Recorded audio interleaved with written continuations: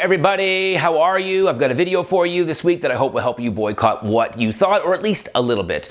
And I'll try to make this as quick as I possibly can, but you know me, I start getting into my world sometimes and I go on tangents, but let's get right into it. Okay, so Meghan Markle, she had a miscarriage, and many of you know this because it's been in the news this week, and she decided to tell the world. In fact, she told the world in a New York Times article. It was an op-ed, an opinion piece. Now, I understand that her perspective was one where she wanted to kind of make the topic of miscarriages no longer a taboo thing to speak about. I think from what I gather, her point was like, this should be out in the open. People have miscarriages all the time, and it's a real thing, and it's a painful thing, and it's something that we grieve.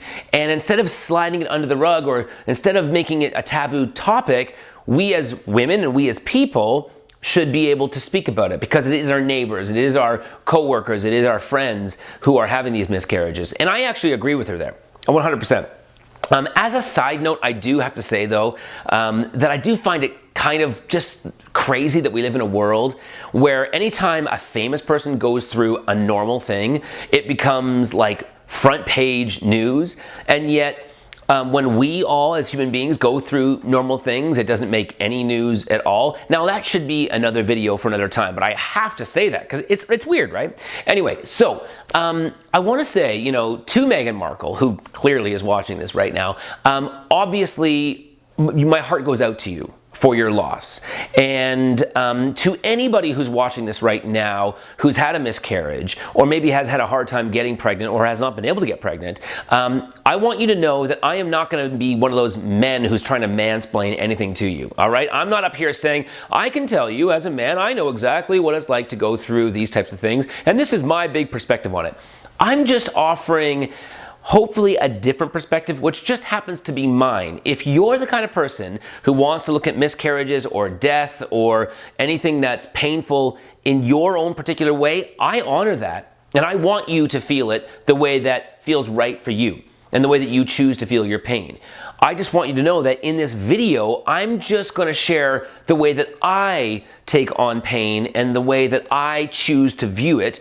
And maybe the way that another person chooses to view it might influence the way that you choose to view it, okay? I do not need a bunch of people who are like all of a sudden just screaming at me like, this guy is a misogynist, doesn't care about women. That's not what I'm saying.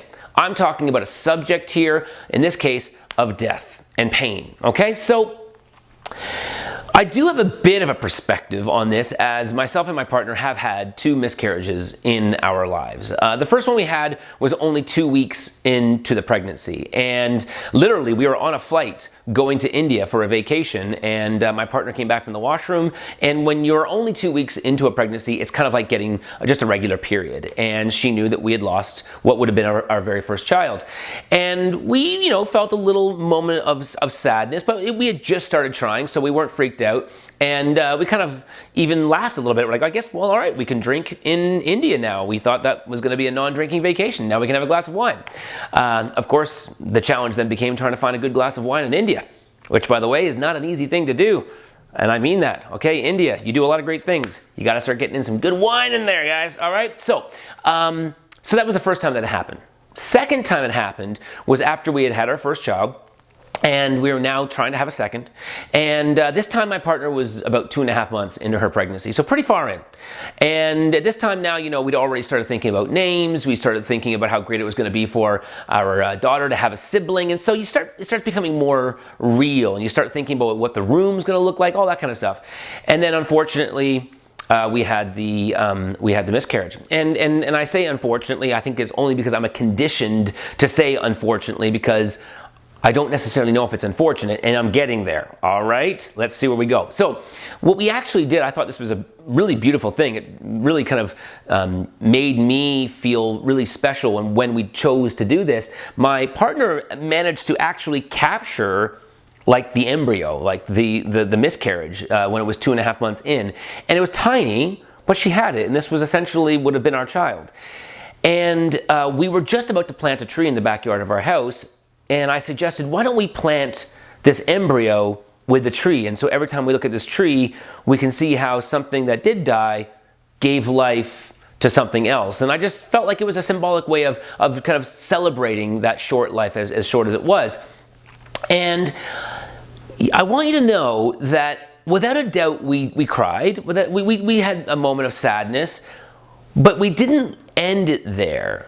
And this is where I think Meghan Markle missed the ultimate point that I think that she could have made, or at least that she could have had.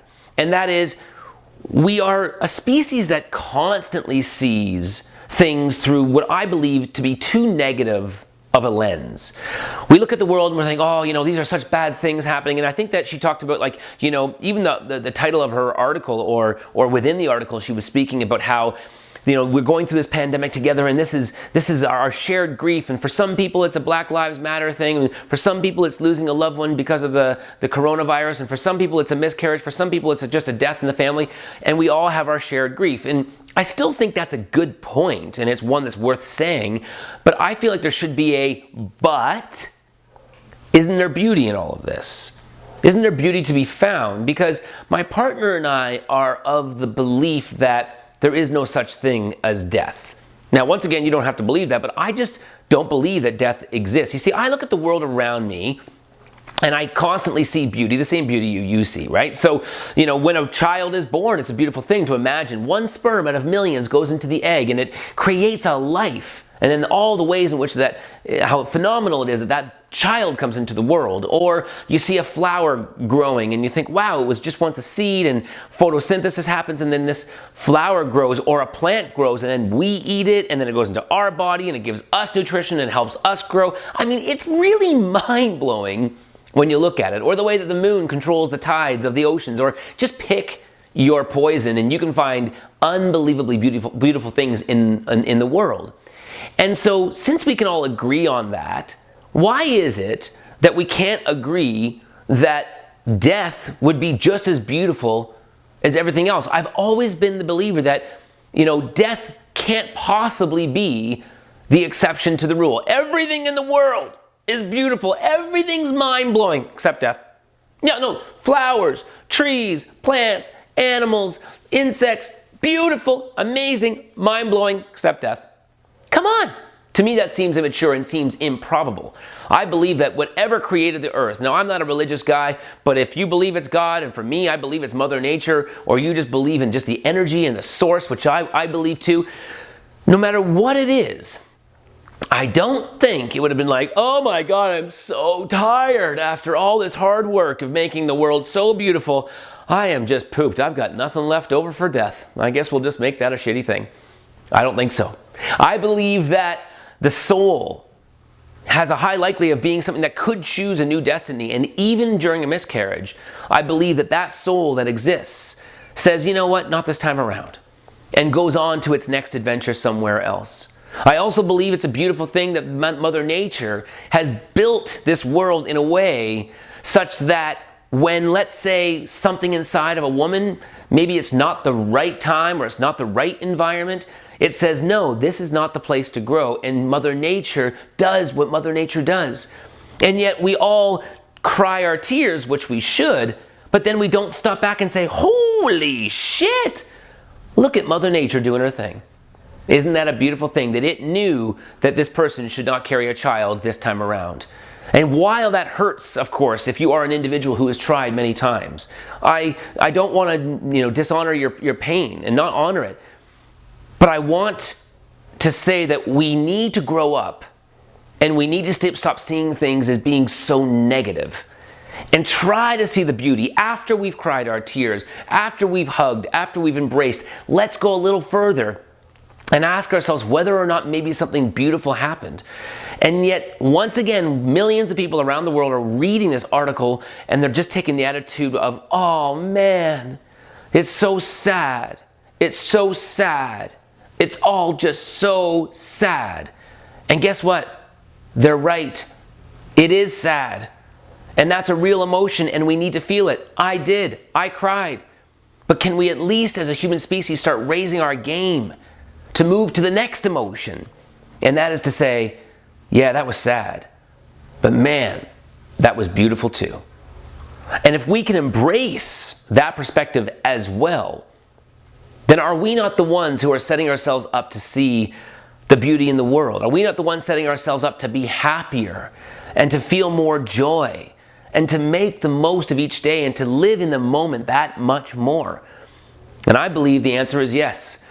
And I hope that this is something that doesn't come across as some guy just having some egotistical perspective on the matter, but rather someone who's looked at this from a spiritualist perspective and imagined if maybe there's an opportunity to see the things that we so often want to see through a negative lens, through a beautiful lens too.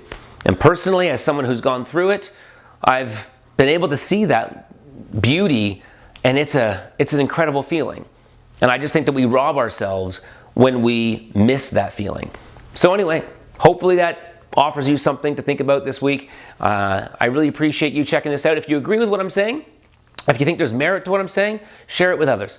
Let's one step by one step just keep going out there and changing the world. Let's one step by one step keep on changing the world. That makes zero sense, all right? But changing the world, that makes sense. Okay, lots of love. Talk to you soon. Bye-bye. Thanks for watching that video, my friend. I would love to have these videos land right in your inbox. If you want to get that, just sign up right here. If you do, you're going to get a free gift, exclusive content, and you'll be the first to learn about amazing things that we have coming up.